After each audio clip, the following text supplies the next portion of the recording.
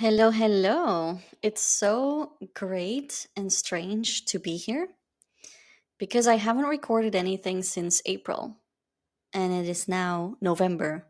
So that is way too many months. But I was just sitting on this plane. I'm in Thailand right now. I was in Australia. I've been in Belgium. There's too much. There's too much to update you on. But I was listening to podcast episodes on the plane and I just felt really inspired to start sharing myself.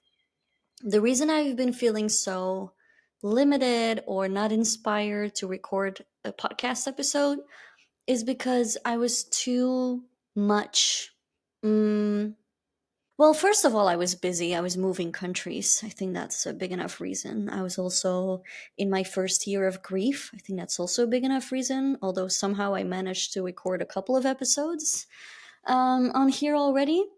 But the second reason is that I felt limited in my way of expressing myself when I was in Cusco. And I'll explain why. Cusco is a very small town. Everyone knows each other, and that is tricky because I learned to keep things to myself. I learned to be very private. I learned to filter the things that I share online or not because they have an expression in Spanish that says pueblo pequeño, infierno grande, which means if there's a small village, big hell, basically. It's very dramatic. But small cities have their way of gossiping, yeah, you easily get a name or people easily talk about you. And I think that really, from spending my whole 20s there, I think that really got to me at some point where I was looking around me like, oh, who saw this? Who's gonna talk shit about me now. And I guess I was thinking about what would people think in my little world, my small world in Cusco, and secondly, what would people think in my family or people who know me in Belgium. The great thing about taking myself out of my two homes, out of Belgium and out of Peru, and going to a third place where I'm anonymous, is that I'm started giving way less fucks, which is great. Because I think that's dangerous when you care too much about what others are going to say or maybe not say or think, because you never know. You have zero control over that.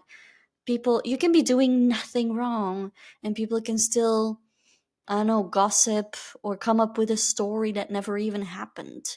So there's no way in controlling that. And I can thank two podcasts for this inspiration. One of them is Grief Gang, and the other one is Out of Office Club. So Grief Gang obviously is about grief. Out of Office Club is about the digital nomad lifestyle. Both of them are awesome. Amber and Stella, awesome ladies to listen to. And they inspired me so much because one of them was talking about her period, and the other one was talking about how her mother loved to say cunt. And I listened to it. It was so pure and raw and unedited, man, that word. That I was like, well, that's what I wanted for Shapeless Love. I wanted to be raw. I wanted to be real. I wanted to challenge myself to express all of the, I want to say weird aspects of myself. It's not weird, it's just very off of the beaten path. My way of thinking and living and loving and all of it, but I didn't dare to put it out there because it is so, yeah, it is so different.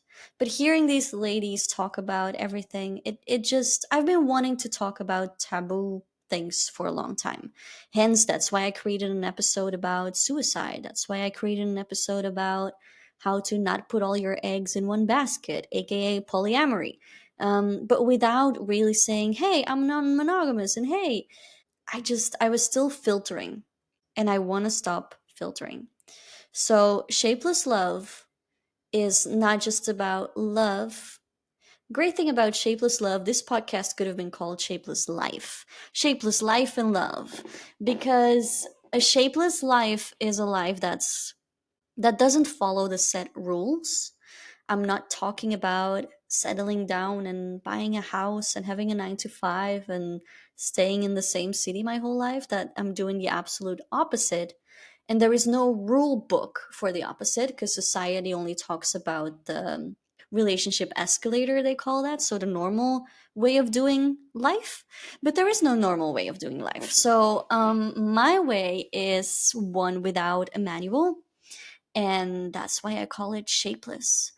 Shapeless love is also grief, because the person passed away, but the relationship is still there. The love is still there. The memories, the love is still there. So it becomes a shapeless love. Also, because my first book about my love life basically was called Love in All Shapes and Sizes. And so that's why I thought of having the second book being Shapeless Love, which hasn't become a book yet. It is a podcast though, because talking ever since my dad passed away, I feel like writing has become more difficult, and talking like on a podcast has become easier. Good news, I started writing again in my journal, and yeah, mostly my journal, that's it.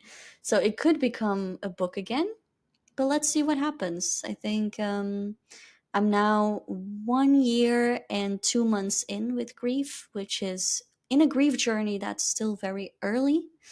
And I know not many people get that, because recently someone told me, oh, if you're doing a grief trip and you're still going to therapy after more than a year of grief, do you feel like you haven't processed it yet? And I was like, what?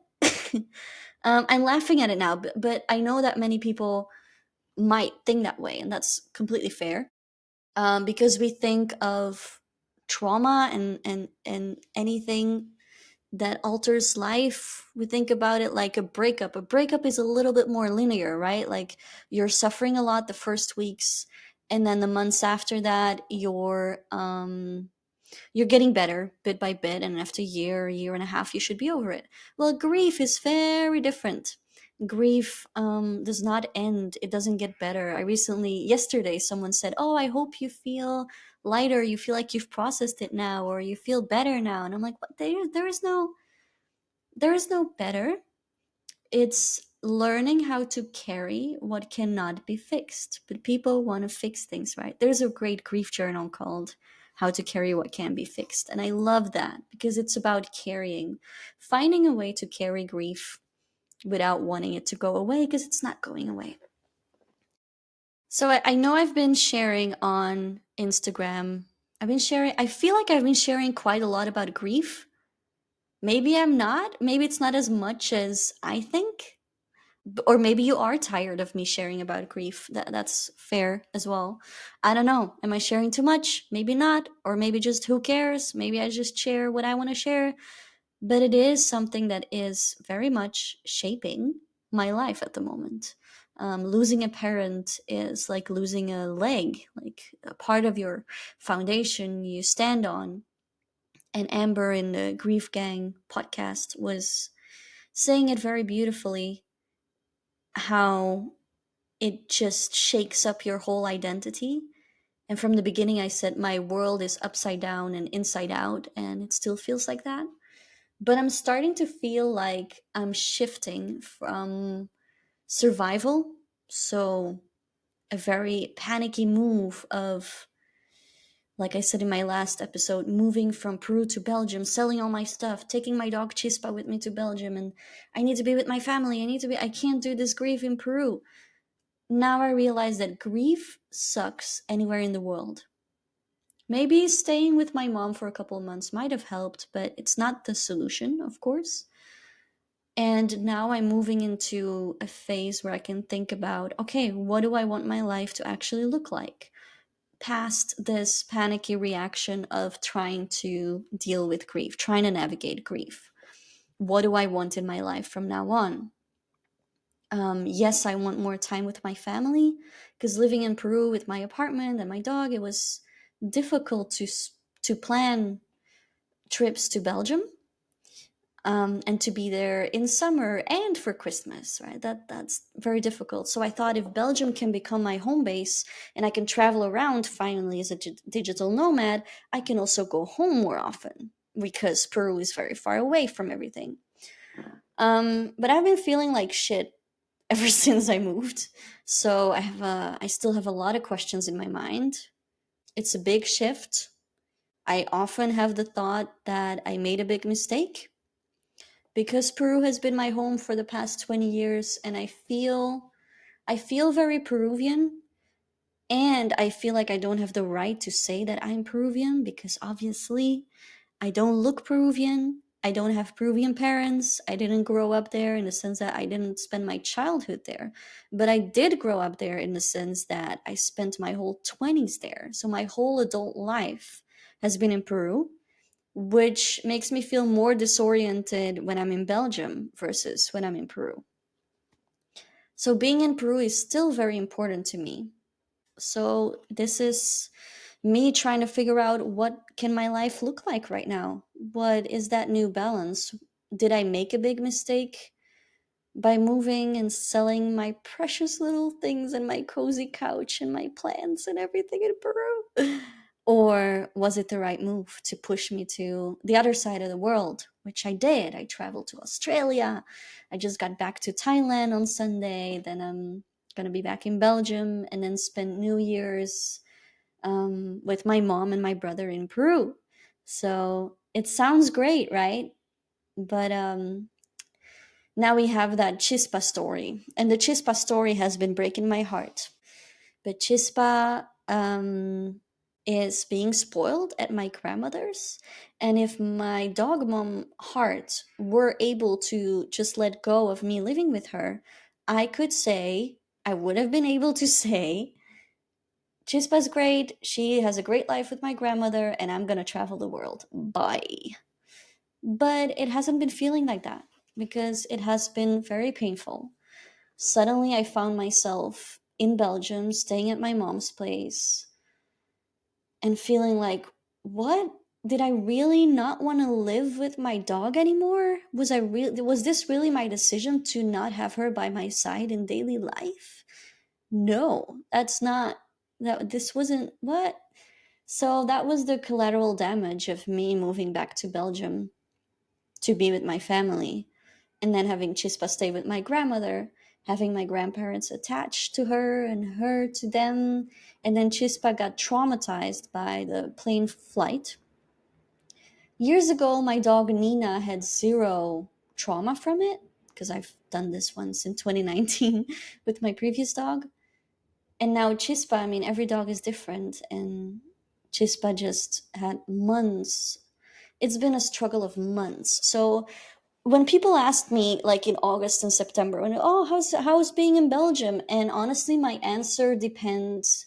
My well-being and the way I felt in Belgium depended on how Chispa was doing in her adaptation process and her trauma, because she started barking randomly at anything. She started feeling very uncomfortable and crying whenever she was somewhere that she didn't know, aka that wasn't my grandmother's place. So even when I took her to my place or my mom's place, she was just very uncomfortable and crying, and then she would start barking and even barking at night. And it's been very challenging for both me and my grandparents, with a lot of patience, some valerian cookies to help her calm down. And I've been, yeah, in September at some point, I was feeling like a burnt out mom because I was caring for, like, wanting to spend time with my mom, wanting to have lunch with my grandparents, wanting to see Chispa, wanting to buy crutches for my best friend who broke her foot. And I kept caring for others while I was the person who needed care. And in September, I definitely needed care because it was the most difficult month of my grief. It was the 1 year anniversary of my dad's passing. It was what was supposed to be his 60th birthday as well. And we organized a flea market.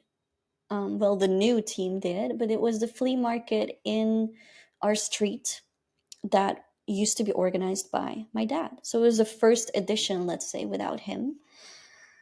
Last year he was still there. That was a couple weeks before he passed, and that was all really hard. And For me, it came out as a partly depression, but partly somatic. My body reacted to it. I got really sick. I got the flu.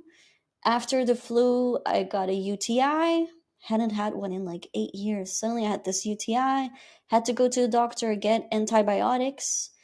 Took antibiotics, then got a yeast infection because women, being a woman is fun. And then I feel like there was something else. Was there something else? Did I get sick again after that? Probably. There must have been. But it was all these things. So the whole of September, I just felt horrible. And I even had tickets to visit a dear friend of mine in Spain. He used to be my roommate. He was my roommate years ago. And I just could not get on that plane because Chispa was at her worst. I was at my worst. And here I was wanting to travel and be everywhere and roam free, and I couldn't. I had to take care of myself first. I had to take care of Chispa first. So I started longing for this 5-week trip as if I was a burned out mom and really wanting to only think of me. And I was like, when did I stop being the kid in my family? So here's the thing where family dynamics change after grief, right? So when my dad passed, my brother and I jumped in to do the paperwork alongside my mom.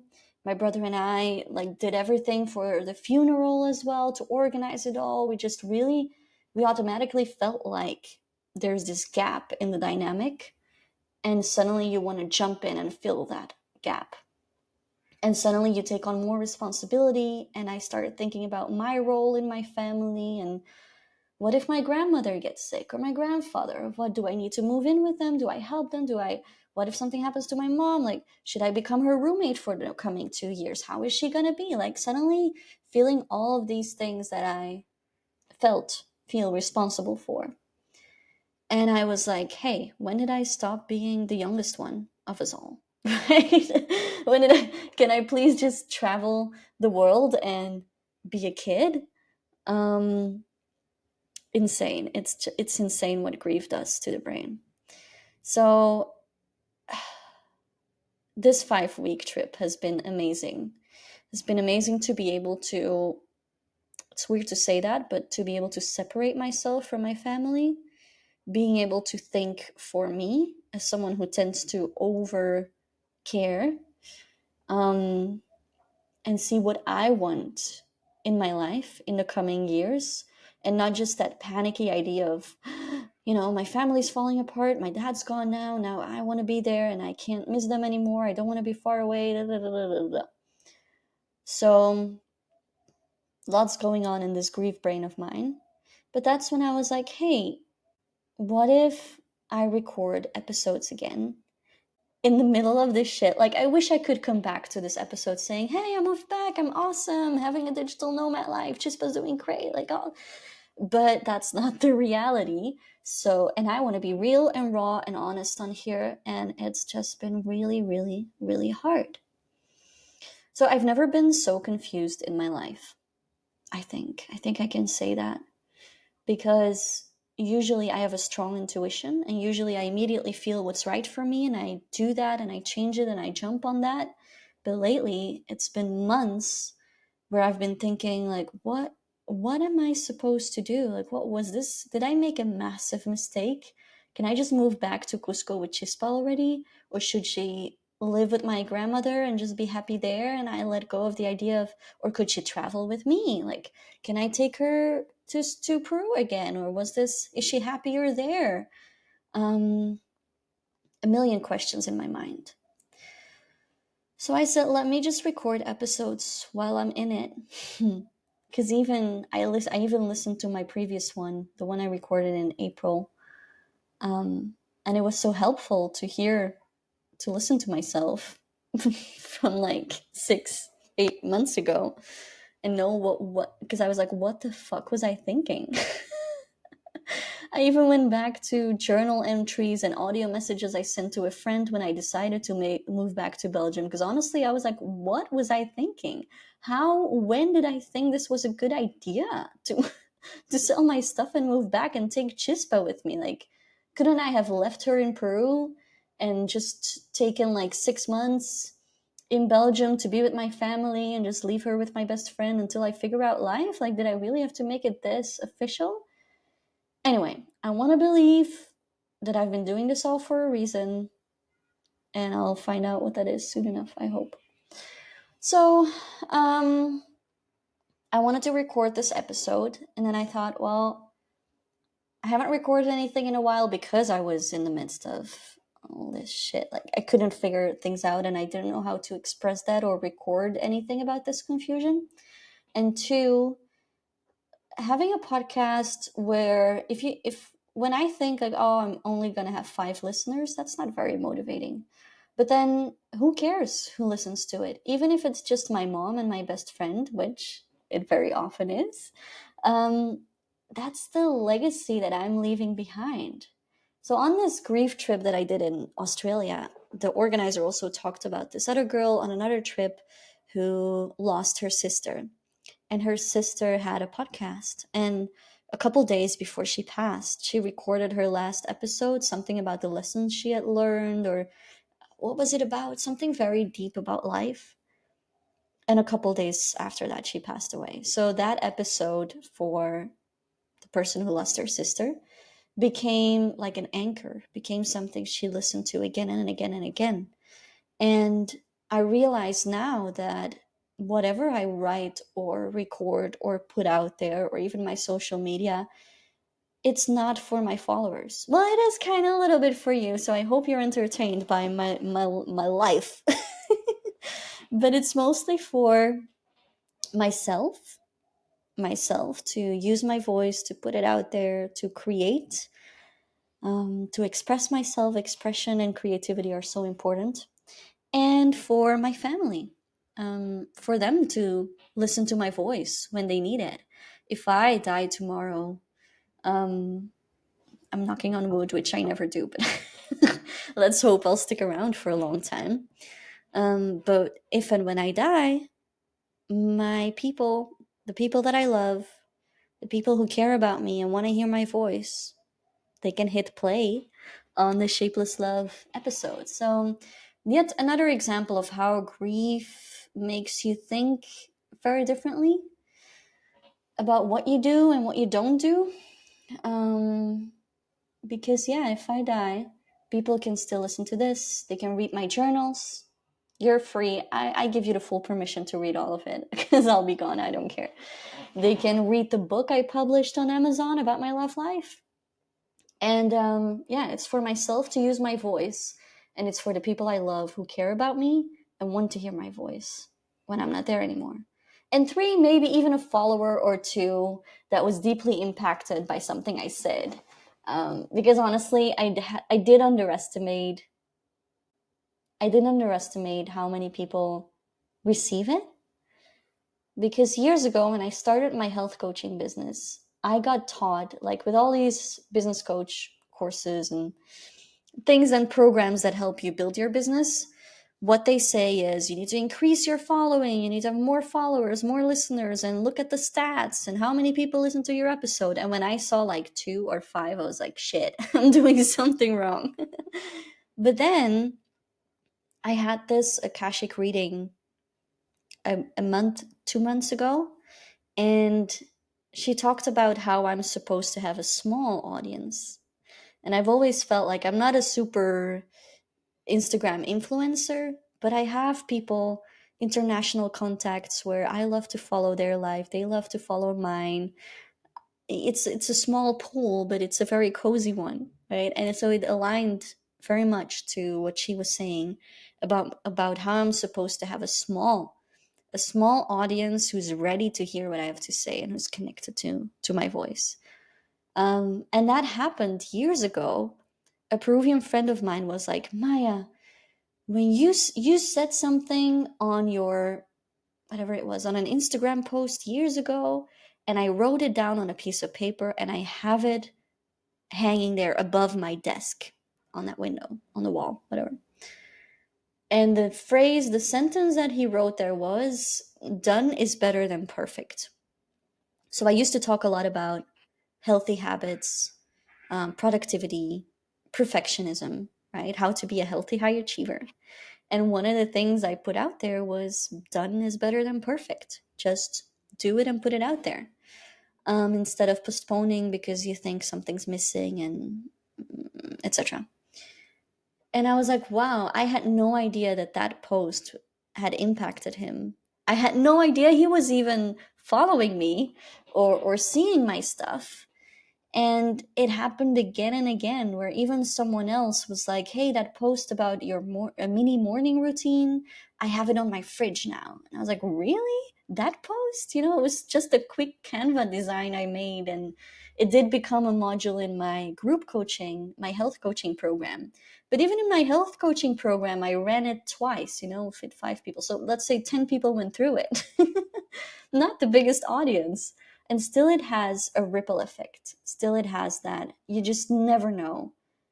Even if it's only for me, and even if it's only for my dear friends, you never know who is helped or inspired, or just maybe not even inspired, or just amused by listening to your story.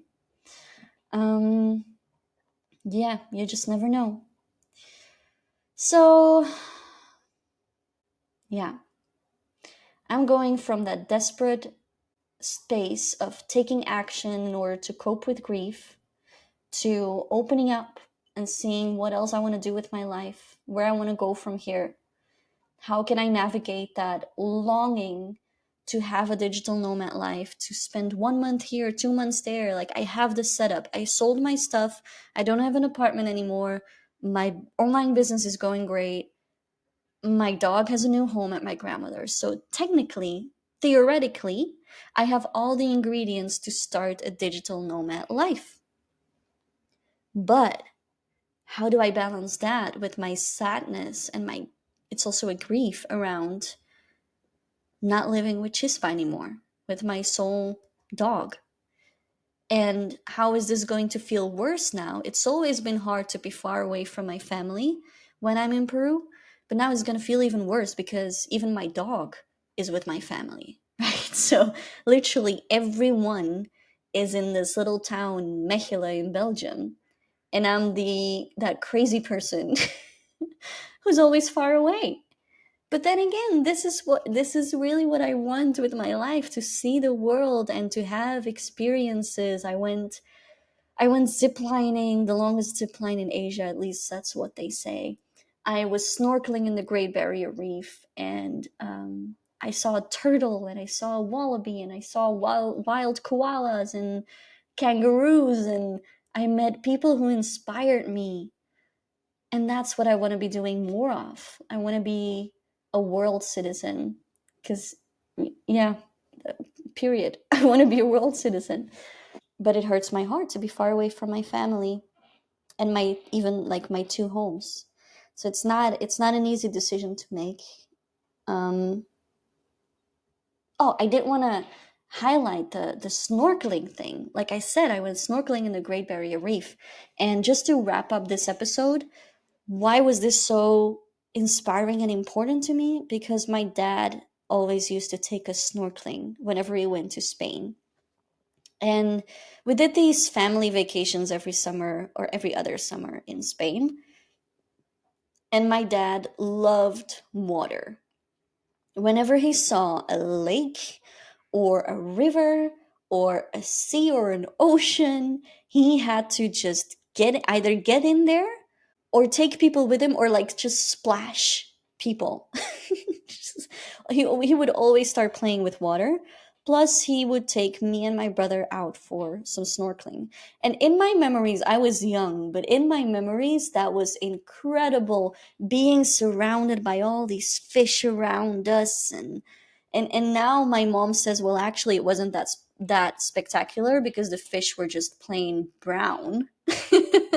But as a kid, you have this imagination, and suddenly, like, in my mind, these fish had all the colors like the ones I just saw in the Great Barrier Reef. Like, in my mind, I saw a Nemo, and and I saw all these colorful fish, but they were brown. um but yeah, he loved snorkeling, and I kind of forgot about that. I just did it because he took us snorkeling, right? and I hadn't done that again. So it was a coincidence that this grief trip had actually on day 1 or day 2 a snorkeling trip included, and I was like, wow, this is pretty symbolic, me going snorkeling in the Great Barrier Reef, and I haven't done that since I last did that with my dad when I was little. And it was the most incredible experience. That was like bucket list top highlights of my life worthy, because it brought me back to my dad, because it made me feel connected to him, because I was like, do you see this? Man, he would have loved this. You know, oh, here's another one, and here's another one, and look at those colors, and look at that one, and all of these, so many different types of fish with so many different colors. And there were 3 different snorkeling spots, and they gave you like an hour here, an hour and a half there, an hour there. And it seemed long. I was like, how am I going to be in the water for an hour? But it passed by like nothing, because every time I was like, okay, I'm done now, I can go back to the boat, I saw these other cool, colorful fish. So I got blisters from snorkeling because I snorkeled too hard. But something I did was I bought my own goggles, because honestly, I have a face that I need the kids' size. Okay, if they give me an adult goggle, I'm an adult goggles. I'm just it's not, it's too big for my face. So I bought the kids' size, but nice blue ones. So to promise to myself that I want to do more snorkeling, and I might even want to learn how to dive, and maybe even like go diving in the south of Thailand and see more fish and coral. And it wasn't necessary in the Great Barrier Reef, because it's also, it's not, it's very shallow, so you can see it, everything just by snorkeling. But maybe I want to learn how to dive. So you see where this is going. You see how I'm starting to think about what I want to do with my life from now on, all the things I want to learn still and do with this one precious life that we have, because I know it's over. It can be over in a minute, and we never know when. And that's what losing my dad showed me as well. That suddenly, in the least expected moment, it can be over. So that made me feel very hungry for life. It made me want to experience many things, and snorkeling and diving is definitely on that bucket list. Talking about a bucket list, I recently started one. I know I have one from like 5 or 6 years ago somewhere. I should look it up. I made a list of like the 100 things I want to do before I die. Yes, 100. I don't remember what was on there. I could look. I need to search for that. But I made a bucket list, and diving is definitely on there. And I want to set myself free creatively. I want to share freely, not for my business anymore. As you saw on my social media, I'm not even posting about my business. I'm not even using it for like I'm posting my social life.